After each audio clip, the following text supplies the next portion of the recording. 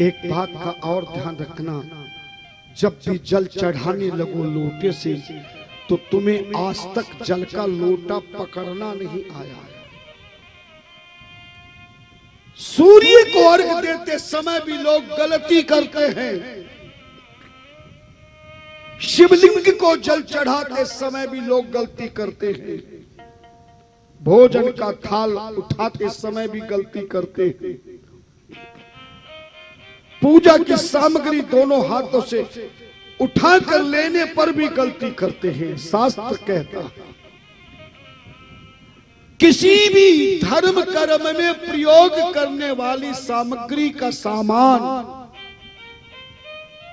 भगवान को चढ़ाने वाली पूजा सामग्री, चढ़ाने वाले फल फूल,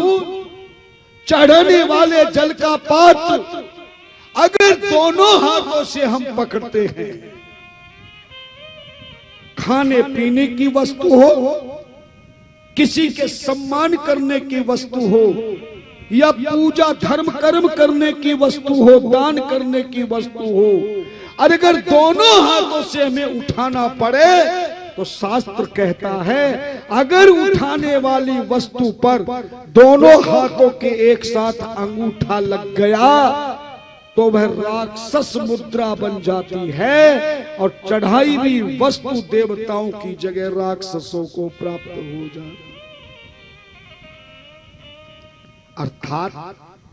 जब भी लोटा पकड़े तो ये दोनों अंगूठे उस लोटे में नहीं लगना चाहिए। भोजन का थाल उठाएंगे तो भी अंगूठों को दूर करेंगे, आरती करते समय आरती का थाल पकड़ेंगे तो भी क्या नहीं लगाएंगे, बिना अंगूठा लगाए भी आप थाल पकड़ सकते हैं, घुमा सकते हैं, जल चढ़ा सकते हैं। अगर एक हाथ से कोई पूजा की जा रही है तो एक हाथ से की गई पूजा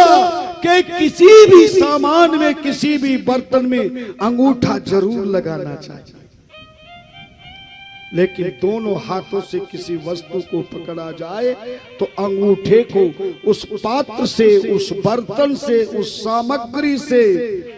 दोनों अंगूठे को अलग रखना चाहिए, तब ही वह शुद्धिकरण रहेगा और तुम्हारा चढ़ाया हुआ जल भोलेनाथ को प्राप्त हो जाएगा। आज तक तुम्हें किसी ने बताया नहीं और तुमने जब भी दोनों हाथों से जल चढ़ाया है, आरती का थाल घुमाया है ना, किसी को भोजन का थाल उठा के भोजन कराया है तो तुमने अंगूठा जरूर लगाया है। लेकिन आज के बाद भगवान कहते हैं रहत न चित्त प्रभु चूक किए की, करत सुरत सो बार ही की। भगवान कहते हैं अज्ञानता में, अनजान में कोई गलती हो जाए, भगवान कहते हैं मैं माफ कर देता हूं, लेकिन जानबूझकर की गई गलती वाले व्यक्ति का पत्ता साफ कर देता हूं। जानबूझ के की गई गलती को कोई माफ नहीं करेगा, तो आज तक की गई पूजा की हम माफी दिला देते हैं, मगर आगे से कभी भी भोजन का थाल उठाओ, आरती का थाल उठाओ, फलों का टोकरा उठाओ, कोई भी सामान धर्म कर्म का हो, खान पीन का हो, अगर दोनों हाथों से उठाना पड़े तो ये दोनों अंगूठे नहीं लगने चाहिए। ध्यान ध्यान, बिना अंगूठा लगाए शिव जी को जल चढ़ाएंगे और कौन सी दिशा में मुख करेंगे?